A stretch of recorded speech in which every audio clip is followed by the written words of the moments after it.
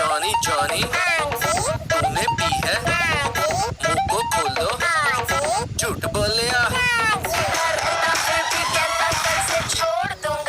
उधर जॉनी में और हम में कोई खास बड़ा अंतर नहीं है, क्योंकि दोस्तों उसे पीने की लत लगी हुई है और हमें हिलाने की। उधर वो कहता है पीने के बाद मैं नहीं पीऊँगा, इधर हम हिलाने के बाद कहते हैं मैं नहीं हिलाऊंगा। उधर जॉनी मज़ा लेते वक्त भूल जाता है कि इसके साइड इफ़ेक्ट भी हैं, इसका नुकसान भी है, और इधर हम भी हस्तमैथुन करते समय हस्तमैथुन से मिलने वाले मज़ा के चक्कर में हम ये भूल जाते हैं कि इससे हमारा फ्यूचर, इससे हमारा भविष्य बर्बाद हो रहा है। लेकिन एक चीज़ हम में और जॉनी में कॉमन नहीं है, मैच नहीं कर रही है, वो है दोस्तों जॉनी पीने के बाद फुल मस्ती करता है, फुल एंजॉय करता है, लेकिन हम हस्तमैथुन करने के बाद पश्चाताप, गिलानी तथा अपने आप से घृणा, ऐसी चीज़ें, ऐसी भावनाएं हमारे अंदर उत्पन्न हो जाती हैं।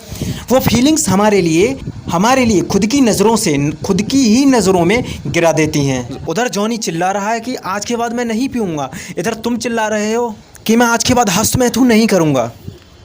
मेरी बातें सुनने के बाद बहुत सारे युवा सोच रहे होंगे कि आपने तो वो हिसाब कर दिया देवदास वाला। बाबूजी ने कहा गाँव छोड़ दो, सबने कहा पारो को छोड़ दो, पारो ने कहा शराब छोड़ दो, आज तुमने कह दिया हवेली छोड़ दो। एक दिन आएगा जब वो कहेगा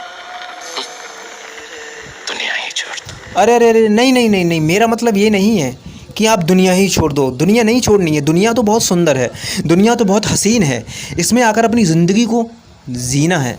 हमें अपनी ज़िंदगी के कुछ मूल, कुछ सिद्धांतों पर चलकर अपने जीवन को एक मिसाल बनानी है, जो हम पारों के चक्कर में पड़कर कभी नहीं बना सकते दोस्तों। हाँ, उस हस्तमैथुन के चक्कर में पड़कर हम अपने जीवन की सार्थकता सिद्ध नहीं कर सकते। अगर हमें अपने जीवन की सार्थकता सिद्ध ही करनी है तो हस्तमैथुन यानी कि पारों को छोड़ना ही पड़ेगा।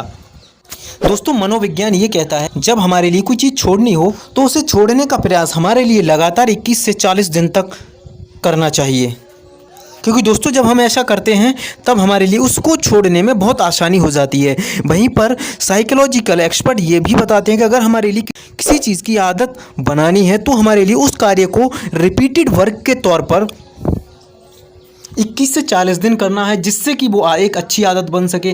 तो अब बात आती है दोस्तों, जब हमें हस्तमैथुन छोड़ना है तो 21 से 40 दिन रिप्लेसमेंट के तौर पर कौन सा ऐसा कार्य करना होगा जिसके दम पर हम हस्तमैथुन छोड़ सकते हैं। अब बात आती है दोस्तों, हम हस्तमैथुन करते ही क्यों हैं?